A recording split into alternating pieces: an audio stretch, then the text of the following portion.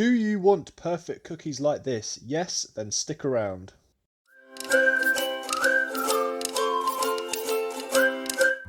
Preheat your oven to 180 degrees. You need a mixing bowl, you need an electronic whisk, and you need 110 grams of soft butter.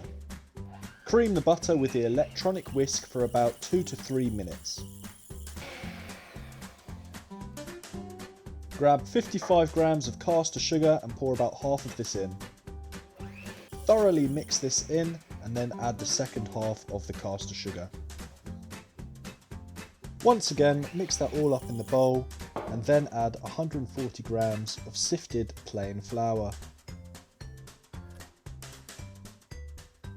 Now, this should start to form a very dry dough. It shouldn't be sticky at all. You should be able to pick it up and your hands won't be messy. Add in a handful of chocolate pieces. Mix this all together and then you should have your final dough ready to sculpt into the perfect cookies. Grab a baking tray with optional grease-proof paper and then grab the dough and use your hands to roll these into the size of golf balls. Ensure your cookies are spread out on the baking tray so they don't merge into each other.